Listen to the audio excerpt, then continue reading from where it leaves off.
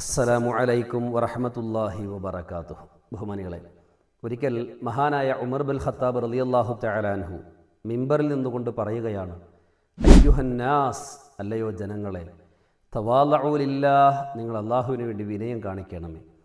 കാരണം തീർച്ചയായും നബി സല്ലല്ലാഹു അലൈഹി വസല്ലം തങ്ങൾ പറഞ്ഞതായി ഞാൻ കേട്ടിട്ടുണ്ട്, മൻ തവാളഅ ലില്ലാഹി റഫഅഹുല്ലാഹ്, ആര് അള്ളാഹുവിന് വേണ്ടി വിനയം കാണിക്കുന്നുവോ അവരെ അള്ളാഹു തആല ഉയർത്തുന്നതാണ് എന്ന് നബി സല്ലല്ലാഹു അലൈഹി വസല്ലം തങ്ങൾ പറഞ്ഞതായി ഞാൻ കേട്ടിട്ടുണ്ട്. വിനയം എന്നതാണ് ഏറ്റവും നമുക്ക് നല്ല സ്വഭാവമെന്ന് നബി സല്ലല്ലാഹു അലൈഹി വസല്ലം തങ്ങൾ നമുക്ക് പഠിപ്പിച്ചിരുന്നുണ്ട്. അതാണ് ഉമർ ബിൻ ഖത്താബ് റളിയല്ലാഹു തആല അൻഹു മിമ്പറിൽ നിന്നുകൊണ്ട് പറഞ്ഞത്, കൽപ്പന കൊടുക്കുന്നത്, അല്ലയോ സഹാബത്തെ, അല്ലയോ സഹോദരങ്ങളെ, വിനയാന്വിതരായി നിങ്ങൾ മാറുക എന്നത്. എന്നാൽ ഈ വിനയം എന്നുള്ളത് അഹങ്കാരികൾക്ക് മുമ്പിൽ നാം വിനയാന്വിതരായാൽ നാം അടിച്ചമർത്തപ്പെടും, അല്ലെങ്കിൽ ചൂഷണത്തിന് വിധേയമാകും. ഒരിക്കലും അഹങ്കാരികൾക്ക് മുമ്പിൽ നാം വിനയം കാണിക്കരുത് എന്നതാണ് നബി സല്ലല്ലാഹു അലൈഹി വസല്ലം തങ്ങളുടെ നിർദ്ദേശം. മഹാനായ ഗസ്സാലി ഇമാം റഹ്മത്തുള്ളാഹി അലൈഹി അവരുടെ ഇഹ്യാ ഉലൂമുദ്ദീനിൽ കൊണ്ടുവന്നേക്കുന്ന ഒരു ഹദീസ്. ഇഹ്യാ ഉലൂമുദ്ദീൻ എന്ന് പറഞ്ഞാൽ തസവുഫിൻ്റെ ഗ്രന്ഥമാണ്.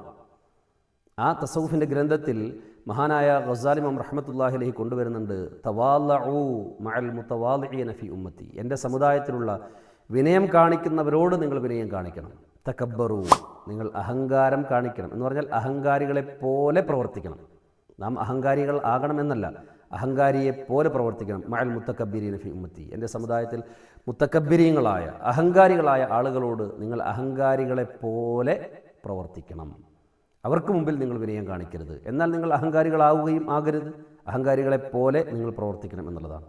ബഹുമാനികളെ, അടിസ്ഥാനപരമായിട്ട് വിനയമാണ് നമുക്ക് വേണ്ടത്. വിനയമുണ്ട് എങ്കിൽ അല്ലാഹു സുബ്ഹാനഹു വ തആല ഉയർത്തുന്നതാണ്.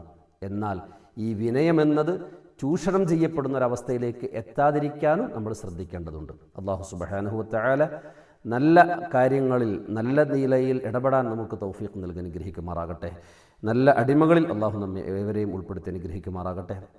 നമ്മുടെ ആഖിബത്ത് അല്ലാഹു നന്നാക്കി തരുമാറാകട്ടെ. നമ്മുടെ മക്കൾക്ക് എല്ലാ മേഖലയിലും ഉന്നത വിജയം നൽകി അല്ലാഹു അനുഗ്രഹിക്കുമാറാകട്ടെ. നമ്മിൽ നിന്ന് മൺമറഞ്ഞവർക്ക് അല്ലാഹു മഗ്ഫിറത്തും റഹ്മത്തും നൽകുമാറാകട്ടെ. വആഖിറു ദഅവതി അനിൽ ഹംദുലില്ലാഹി റബ്ബിൽ ആലമീൻ. അസ്സലാമു അലൈക്കും വറഹ്മത്തുള്ളാഹി വബറകാതുഹു.